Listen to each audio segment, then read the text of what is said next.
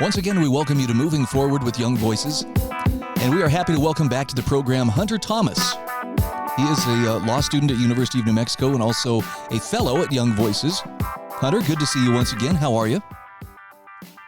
I'm doing great. Great to be here. And I actually just wanted to, about a month ago, I just graduated from law school. So unfortunately, no longer a law student, but I'm studying for the bar exam. So I guess I'm technically still a student in that sense of studying for the bar. So, well, congratulations. Yeah. I mean, here's to the next step. Well, we've got a topic to touch on today that is kind of a hot button topic, and it's also a political football in that immigration. You say that, and some people's back stiffens up immediately. Other people are kind of like, uh-oh, I don't know if I want to talk about that. But in particular, you point out that there is actually consensus, even though this is kind of a touchy subject. There's a lot of consensus, but the big problem seems to be that our leaders have trouble also agreeing. Set the stage for us, if you will. Talk to me a little bit about, when we talk about immigration, what all does that subject encompass? Talking about individuals who are seeking to enter the country, whether that's legally or unlawfully, here in the United States or be here temporarily. So really, any influx of coming to the United States is immigration. But it's been such a difficult subject, especially since probably within the last decade or two, where you've seen Democratic presidents put proposals on to put more resources at the southern border specifically, or find ways to open up legal pathways, or even an immigration reform that will and potentially bring in individuals who have been here unlawfully for many years and proposals. And so it doesn't seem like we can really, on one of them, we can't really agree as to what we want to do. But I think there is, in some ways, a few of a consensus that we've seen, that we've been able to shake out, I think, within the past 2 decades, where I think we can work on and action on this issue. So let's talk about, what are some of those points of agreement? One, called a majority of Americans, including 43% of Hispanics, agree that we should put some sort of border security, border wall, whatever name you want to put on it.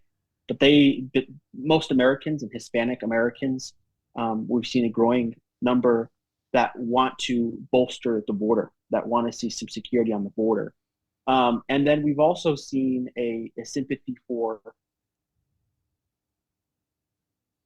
I guess, legally DACA recipients, but these are individuals of immigrants that came here.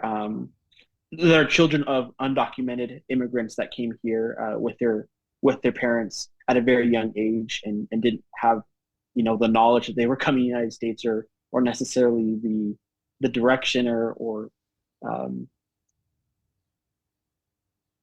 to come here in the first place. You want to put a better name on it. They came here really without any objection. So they're here in this country really without their fault, and so they're in this limbo status, or they were, and they are in this limbo status of DACA, where they can work legally, but there are obviously restrictions, and they can't leave. They can stay in the country, but there's still some danger to leaving the country if they do leave, or if and so I think in those two realms of bolstering the border and DACA, I think most Americans want more border security, but they also want to find a reasonable pathway to legal status or citizenship for these individuals that came here really without. So. Okay. Yeah, I'll admit, for most of my life, I've been a pretty strong open borders guy.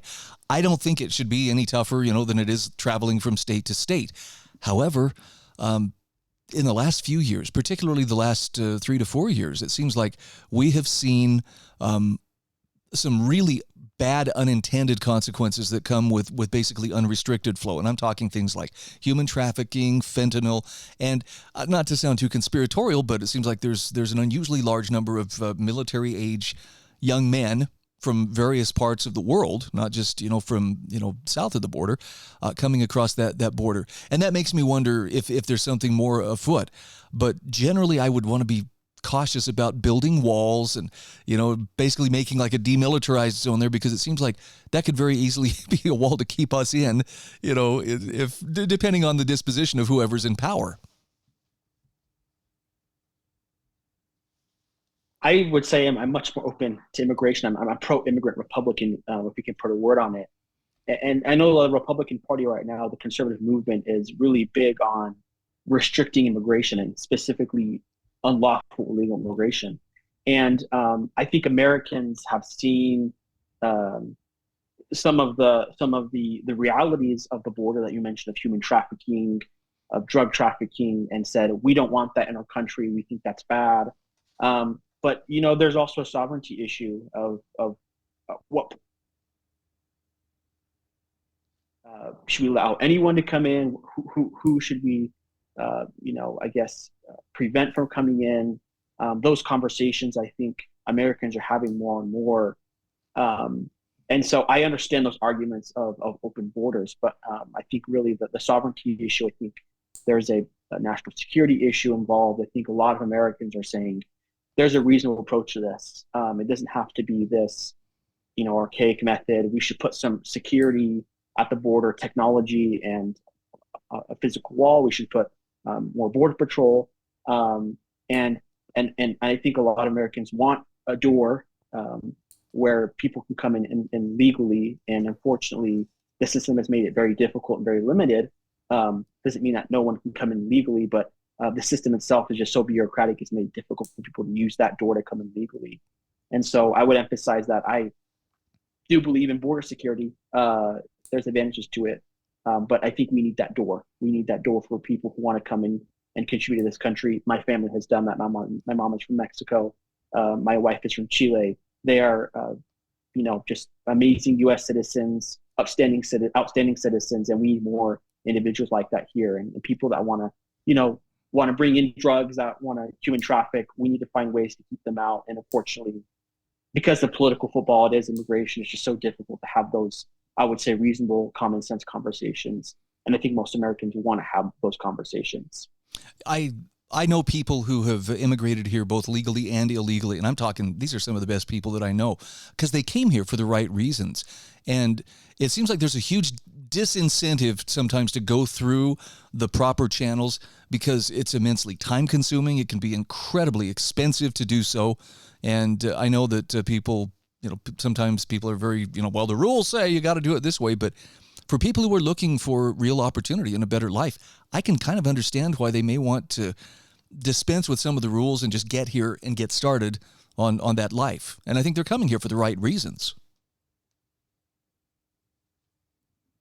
The reasons why people are coming in, you mentioned, you see the men, military age, over 18, they're coming here because their countries don't offer, a great economic outlook or security outlook. A lot of them are worried about, crime in their countries, and they're coming here because they want to find work. And again, those are valid reasons. But I think we should, as a country, should find ways to expand work visa programs, so that individual can come here and apply for that visa and come here legally. And we can obviously see who this individual is, than having them live in the shadows and not knowing who they are. So there's a big issue of not knowing who's coming in, and so we see that with the numbers at the border, highest numbers in U.S. history under President Biden. I think a lot of Americans are saying that's not what we want. We don't want that. We want obviously something more reasonable. We don't want anyone coming in, but it's not like we want to exclude everyone. So Americans are looking for that middle ground approach. And you also mentioned that some people decide to come here, unlawfully. And so I think that's also a great point to bring up in that our system itself really limits on how you come here legally. We don't have that expanded work visa programs. Getting a visa is very difficult. There's a long waiting period for it. And depending on the country you're from. And if you want to come here as a legal permanent resident, you obviously have to come in through a student visa or work visa, and then be sponsored to become a permanent resident or marry a U.S. citizen. So there's obviously options out there, but they can be limited for individuals who don't meet those requirements. And so I'm a believer that legal immigration is the way to go, and we need to be proud of that. But definitely combat unlawful immigration, figure out a reasoned approach to this. I think this is a winning issue for Republicans. But again, we're talking with Hunter Thomas. He is a Young Voices contributor. And Hunter, unfortunately, we are up against the clock here. If people wish to find you on social media, tell us where they can find you.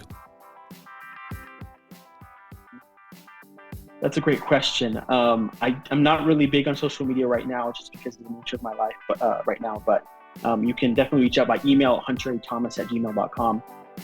But yeah, thanks for having me.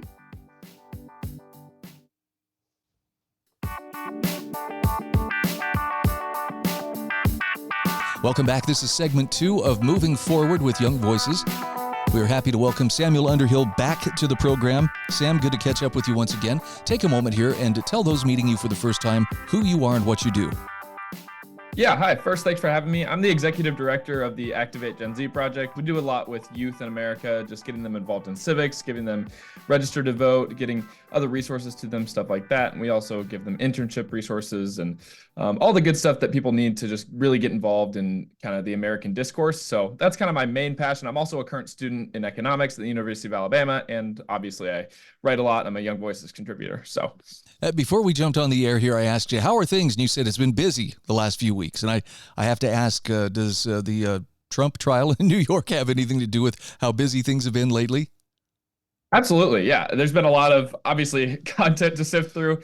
But yeah, that's kind of what the article that I wrote recently, Counterpunch, talks about. It's kind of the Trump trials going on. Obviously with the Hunter Biden verdict today, it kind of further complicates things. We have Republicans going even against Hunter Biden's verdict, saying, oh, the Hunter Biden verdict doesn't really mean that much. Trump doesn't mean that much, kind of just taking a stand, period, against political persecution, which I think is good.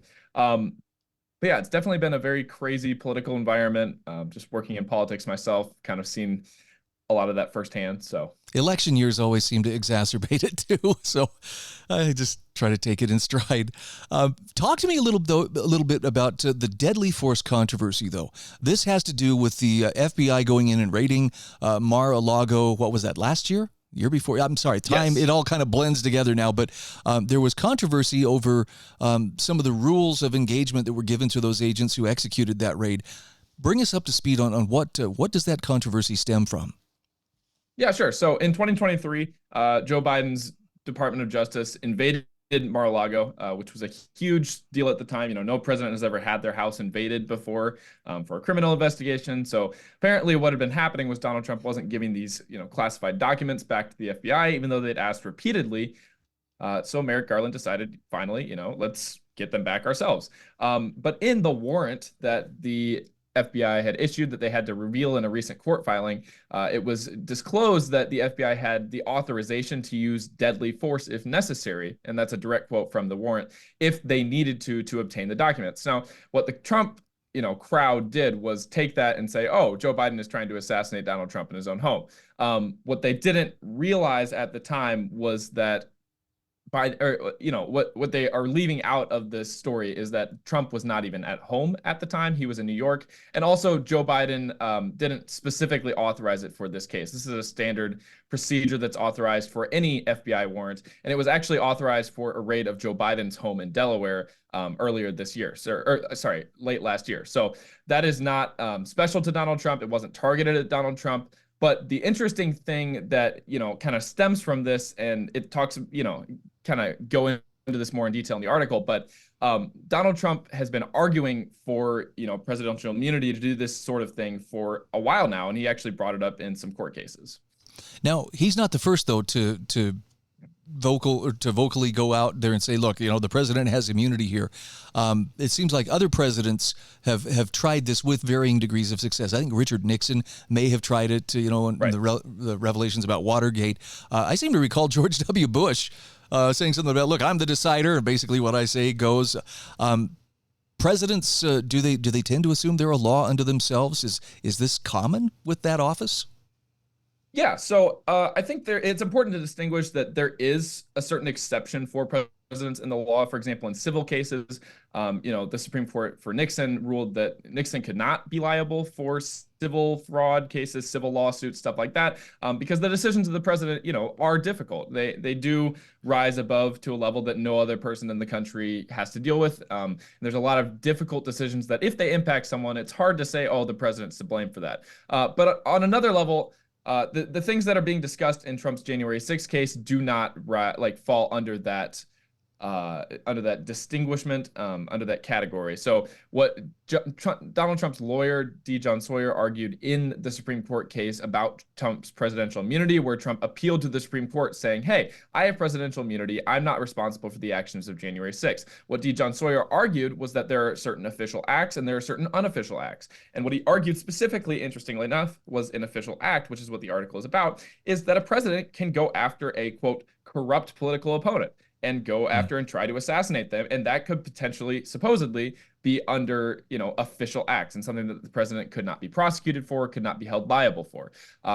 Interesting, the reason why this matters is because Trump just gave us a real life example of what could happen if this happened. If Biden actually was trying to go after and assassinate Donald Trump, everyone can see that this is a terrible thing, that Donald Trump would have every right to go, hey, Joe Biden is trying to kill me. This is wrong.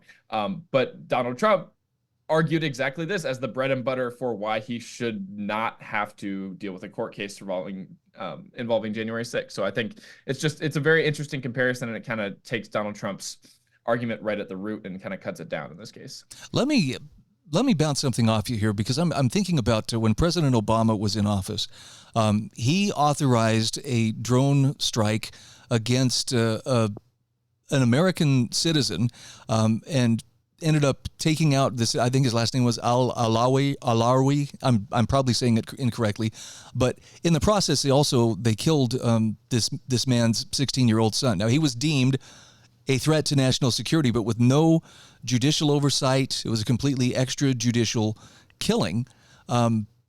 Where's the accountability when a president does something like that? In this case, this son was also an American citizen. He was wrongly killed, and yet I don't think that, as far as I know, nobody in the federal government ever so much as blinked an eye at the prospect that a life was taken wrongly, by the order of the president. Yeah, sure. So I think it's important to distinguish national security from what Trump did. What Trump did was he set a mob of ordinary citizens on the Capitol without providing any sort of security from National Guard. Now, obviously, Nancy Pelosi had some sort of part in that. We can get into that in a separate discussion. But Donald Trump used ordinary American citizens, put them in a place where they could cause chaos on the U.S. Capitol. And I think the Supreme Court has distinguished that in this case. The president is commander in chief. They have certain authorities to protect national security. Obviously, the 16-year-old, I'm not familiar with the specifics of the case, but they were a casualty of essentially what would be considered war or a military operation there. So there's a little bit of a distinction there. Obviously, the president doesn't have full command. He can't command the military to, go into the middle of a city and start just shooting people like that. There are certain bounds to what the president can do. But the president, the main difference between Trump and Obama's actions is that Obama is doing this certain military action for the benefit of the country, where Trump, it could easily be argued, is doing it for his own personal gain. I don't know if I buy that. I mean, the end result, though, still is, you have two American citizens who died by the order of the president, and without any judicial oversight, with no due process, just simply they were on a list. And, I know that the January 6th thing is very contentious. I'm not fully convinced that that was an insurrection, because in my opinion, it's the first insurrection where people actually left their weapons at home, and that doesn't seem like something serious insurrectionists would do. However, let's talk about the Justice Department and the way that it's being used. Do you see anything askew in how the Justice Department has gone after those who either actively or passively, were walking into or out of the Capitol on that day? It seems like they've gone after an awful lot of people and thrown maximum sentences at them for offenses that I don't think necessarily measure up to what's being claimed, which is that they tried to overthrow, the existing government. Yeah, so the position that I've taken in previous exchanges on this, and the position that I still hold, is that you don't punish it's a I don't classify Trump supporters as being in a cult, but I think the people that maybe went in the Capitol on January 6th are in a different category. But the phrase that I would use for that is you don't punish the cult members, you punish the leader. So I would say that there is no real way that you can go after these people, and obviously holding them in prison for multiple years or while they await trial is not giving them the benefit of a speedy trial.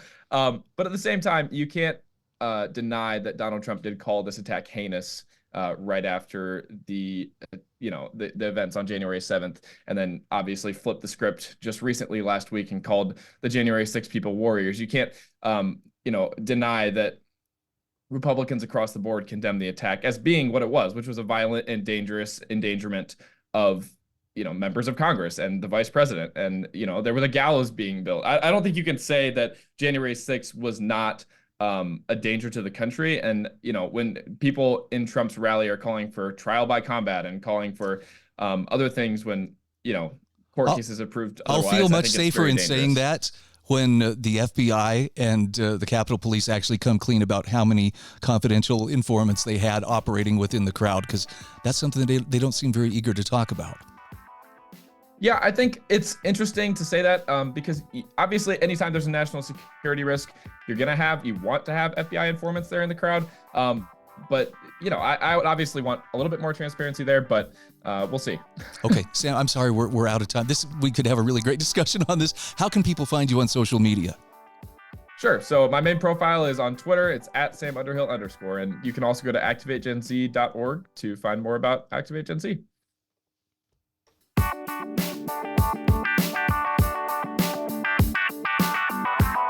Welcome back to Moving Forward with Young Voices. This is our third segment of today's show. We are happy to welcome back to the program Jordan McGillis. He's the economics editor of City Journal and an adjunct fellow at the Global Taiwan Institute, as well as a Young Voices contributor. Jordan, did I cover most of the bases there for you? You've got it. That's the story. Manhattan Institute, City Journal, and Global Taiwan Institute.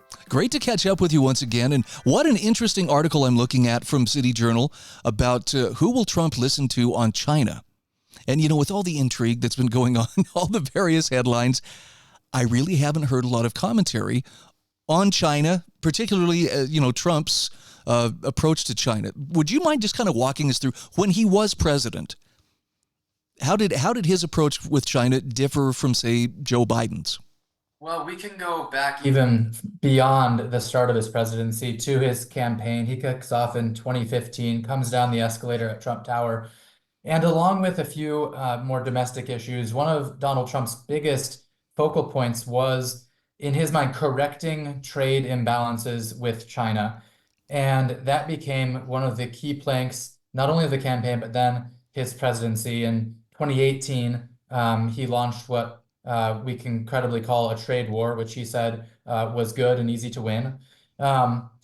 But what I get into in this article for City Journal is that the consistent Trump thread around trade has not really been matched by a consistent framework for thinking about more broadly foreign policy, defense policy, as it pertains to China. With the Biden administration over the last 3.5 years, there have been much carryover on the trade issues. Biden has largely continued on the trajectory of restricting advanced technology trade with China, on instituting tariffs. Just a couple of weeks ago, we saw a new spate of tariffs come from the Biden administration on things like Chinese steel and aluminum, Chinese electric vehicles. Trump wants those exact same things. Biden and Trump are almost playing a game of tennis right now, volleying back and forth who will be more hawkish on trade with China. But I think that the Biden administration has been a bit more consistent in terms of its defense policy. What it is advocating for is a focus on democratic values. And as a result, it sees the People's Republic of China as a significant adversary. And then that redounds to how the Biden administration sees Taiwan. It sees Taiwan as it sees Ukraine, as an embattled friend.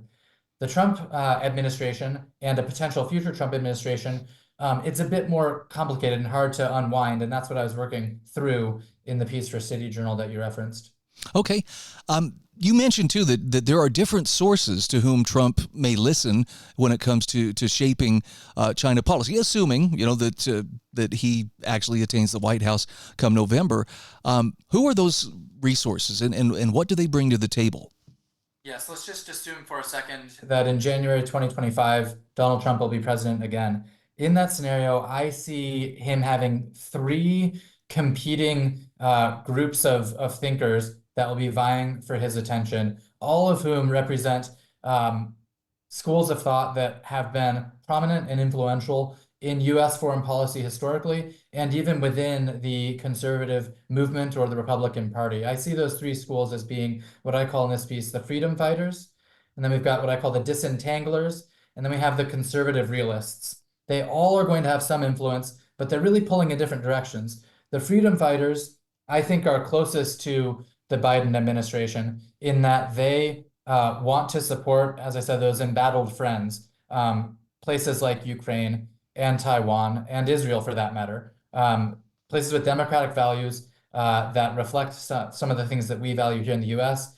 The freedom fighters and the Biden administration want to put both moral support and often more resources behind those friends. Then you've got the disentanglers. The disentanglers are critical of the longstanding U.S. practice of extending resources and moral support to anyone that shares our values.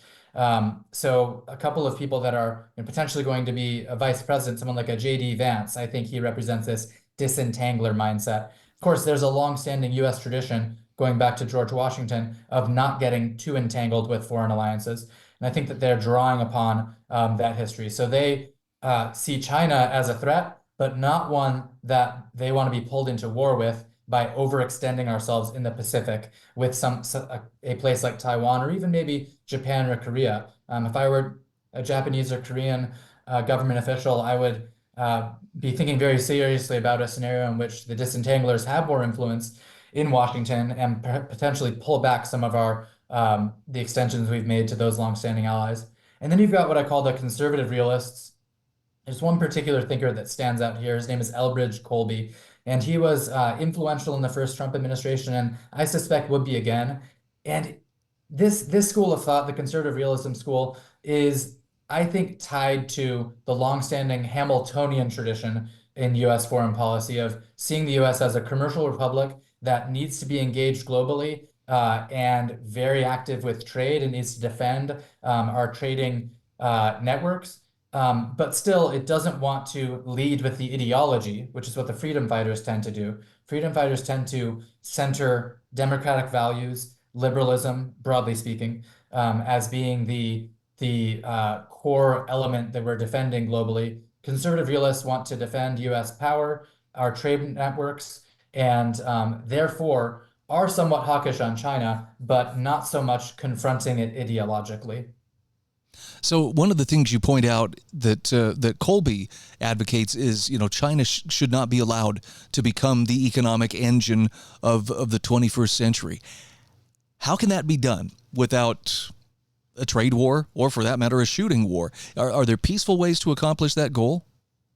It's a really interesting perspective, and it's one that I've grappled with a lot, and I can't speak for Colby, but my reading of his work is that he views Taiwan as being an essential geographic location for maintaining U.S. Balance of power with China in the Western Pacific. He's not saying that the U.S. should be an empire and dominate the Western Pacific, but that by maintaining a strong defense relationship with Taiwan, we can, in a sense, keep China from dominating the region. And he believes that it is possible to do that in a peaceful way. And it's by, as Ronald Reagan would say, peace through strength.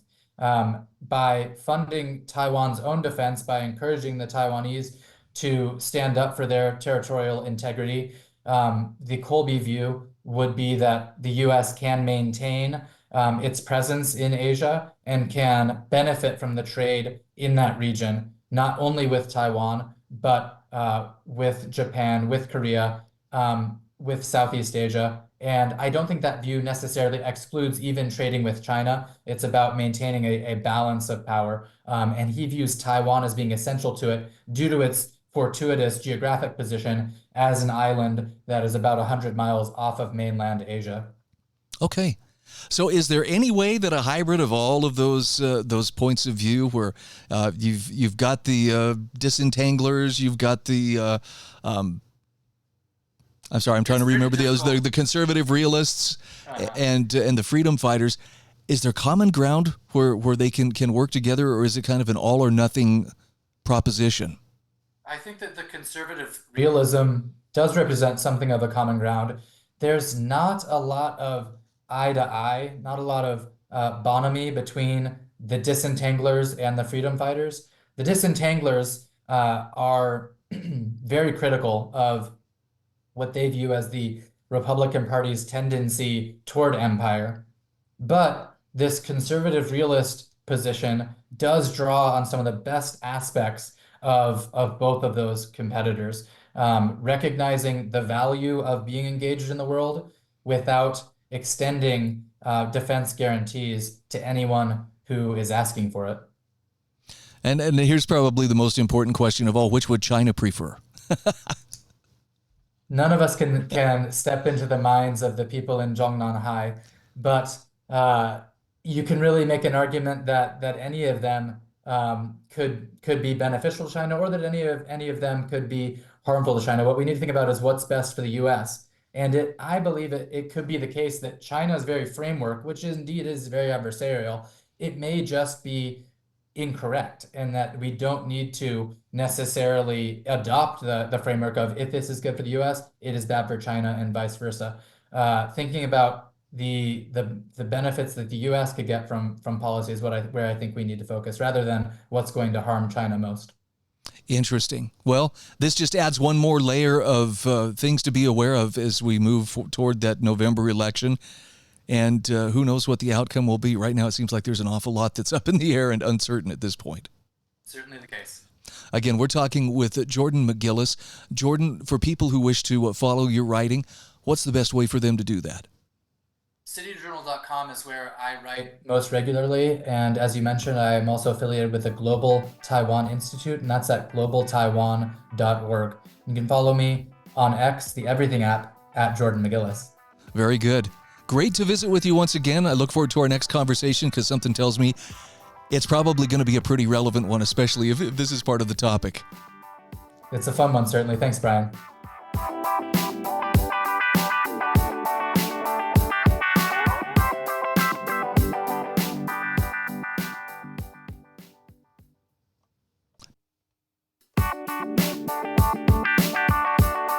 Welcome back to Moving Forward with Young Voices. This is our fourth and final segment today. Happy to welcome back to the show Madison Yablonski. Madison, for the sake of people, for those meeting you for the first time, take a second here and just tell us a little bit about yourself. Yeah, sure. So as Brian said, my name is Madison Yablonski, and I work for the Property and Environment Research Center. The Property and Environment Research Center is a nonprofit, nonpartisan conservation think tank based in Bozeman, Montana. That's just outside of Yellowstone National Park. And we here at PERC love our public lands. And PERC has worked hard to ensure that our public lands are managed well and sustainably for future generation and years to come. Excellent. By the way, you have a wonderful article in the Deseret News about our national parks. And I love this title, Are We Loving Our National Parks Too Much? Now, I was very fortunate. I spent a lot of years in southern Utah where I had, easy access to the big 5 national parks down there. And I kind of took it for granted, but I would absolutely say the number of people who came through that area from all corners of the globe, just astonishing. What an incredible thing to have in our backyard. Talk to me about how we may love it just a little bit too much. Yeah, I think you're right on the money here, Brian. As we've been seeing, national park visitations have been surging over the years. Just in 2023, the National Park Service logged 325 million visits, and that's totaling of about 1.4 billion visitation hours. So there's a huge demand for our national parks. And as there's been a steady increase over the past couple of years, there's also been a natural wear and tear of national park facilities and infrastructure. And due to this, the National Park Service has struggled to keep up with maintenance, which creates a backlog of more than $23 billion. As we look at reauthorizing mechanisms such as the Great American Outdoors Act, we need to reframe how we think about maintenance and give the National Park Service more tools to help tackle this maintenance backlog that we're seeing is becoming an increasing problem. Wow. I can only imagine what it takes to maintain the kinds of crowds that come through there. What are the biggest areas where the wear and tear occurs? I'm thinking bathroom facilities would probably be up there near the top of the list. Yep, yeah, absolutely. Bathroom facilities, roads, infrastructure, bridges, really anything that you're interacting with in your national parks can kind of fall under this maintenance bucket. So it's pretty wide and has a really big variety, and they often and almost exclusively help enhance the visitor experience. So when they have gone too long without being addressed, it really impacts how you and any other visitor interacts with our national parks. So what are some of the steps that could be taken to reduce that wear and tear? Because I'll admit, when if I were to be told, okay, we need to come up with a solution, the first thing I would think of is, well, we got to restrict the number of people that are actually visiting it. Right. Well, I definitely think to think about this issue, because it is such a broad issue, we need to take just a couple step backs to define the difference between routine maintenance and deferred maintenance. And so you may have heard that term before, and it might seem a little fuzzy, and it is fuzzy to a lot of people, including people trying to come up with the solutions. But essentially, routine maintenance that doesn't happen within its scheduled time frame becomes deferred maintenance. So as we're looking at a large deferred maintenance number, we can't think about tackling that problem without also tackling routine maintenance. We can throw all the money we want at the issue, but if we aren't keeping up on routine maintenance, that number for deferred maintenance is just going to grow. So I think that's the first thing to clarify. And I think the second thing to clarify is I'm going to be talking about a couple policy pieces, and so I want to make sure folks know exactly what's happening. And I mentioned earlier the Great American Outdoors Act, which is a historic investment in the protection and sustainment of our public lands. And what the Great American Outdoors Act did is it established the National Parks and Public Land Legacy Restoration Fund to help address some of this overdue maintenance needs. And how much money that is it's $1.9 billion every year for 5 years to be split up amongst all of the national park units. And so what we're seeing is, since this happened in 2020, is that we are kind of reaching that 5-year sunset on when this funding needs to be reauthorized. So this is kind of creating the landscape for the conversation of how can we start to look at solutions and kind of re-inspire how we think about park maintenance. And so I think the very first step in that is to start thinking about maintenance as a holistic view. Both routine and deferred maintenance both collaborate to create this problem. So we need to look at both to help solve the problem. Interesting. I never knew the difference between those, so I appreciate you enlightening me. What about for people who want to patronize the parks? I'm curious, or for instance, NPR and sometimes public television, they look for people to help support them financially. They run fundraising drives and so forth. Is something like that feasible for the national parks? I can't help but think that there would be quite a segment of people who would willingly donate money, for the upkeep of those parks. Absolutely. Well, there's a couple ways that are the current avenues and a couple ways we can help tweak that to make it a little bit more flexible. So currently, when you visit a national park, you pay an entry fee, which is usually around $20 to $35 for your vehicle for the week. So a couple of ways we're looking at helping to see if folks can support national parks more is giving parks the flexibility to maybe adjust this. So that could look like adjusting it for the day versus the week. Maybe it looks like per person versus per car. It could also look like taking into account shoulder seasons and less popular seasons of visitation versus the crowded times. or weekends versus weekdays. And what this really does is it allows the local park managers to kind of have creativity and flexibility in what they're seeing at their park, as opposed to more of a uniform approach that we're currently taking. And that can provide a good chunk of funding to help with these projects. For example, if national parks decided to charge international visitors a surcharge of $25, that would be $330 million. Wow. So if we're looking at every visitor with every park and the parks being able to tweak their entry fees, we're looking at a good chunk of money to help. That's those numbers are just astonishing. And, people who are listening who haven't visited these national parks may find that hard to believe. Why would people come in such great numbers? And I think this may be one of those examples of you kind of have to see it to believe it.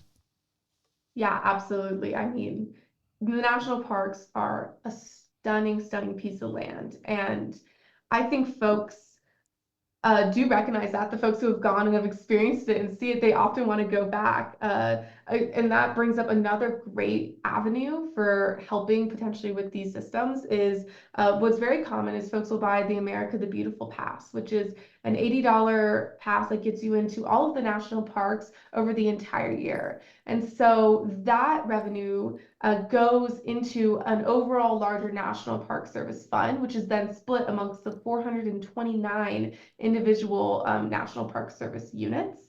And so something that we're also throwing around is the idea of maybe earmarking what park you want that funding to go to. And so depending on where you might buy that pass, that could be another way of flexibly helping parks have kind of the resources to tackle these issues.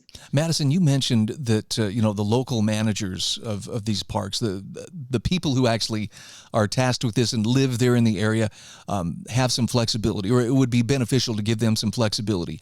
Are there ways that the local communities could partner with the National Park Service in helping to provide upkeep, maintenance, even if it was just trash collection, that kind of thing? It seems like it would be in their interest to keep it beautiful and accessible, knowing that the tourism is going to help add to their economy as a result. Absolutely. I believe public-private partnerships can be a huge asset for national parks. We've seen this in some prior examples, such as in Pennsylvania, the state partnered with a private group to help upkeep bridges. And I don't see why this couldn't be a very viable solution for national parks to have and to continue to embrace more as they continue to partner with local communities in the Gateway. All right. And anything else that a person who wants to know more about this should delve into? And for instance, what are some of the better information resources for those who'd like to know more about the national parks? Absolutely. Considering not addressing the backlog is an environmental concern just as much as it is a concern for tourist quality. The Property Environment Research Center has been very involved in this. If you want to find out more information, please check out perc.org. That's PERC.org. Okay. And this is a totally subjective question, but I have to ask you this since we've been talking about the national parks. Do you have a favorite? And if so, which one would you highlight? My childhood favorite has been Grand Teton National Park, which might be hearsay living in Bozeman, Montana, but that is the one I have grown up at, and I've seen it change over the years, and I've had some of my best childhood memories there. So I have to say that Grand Teton beats it out for me. It is absolutely breathtaking. And apparently it's going to be maybe in the news with the highway collapse that took place earlier this week or over the weekend between Jackson Hole and Victor, Idaho. Thank you so much. Madison Yablonski has been our guest. Madison, where can people follow you on social media? You can follow me at myablon at Twitter or email me at madison@perc.org.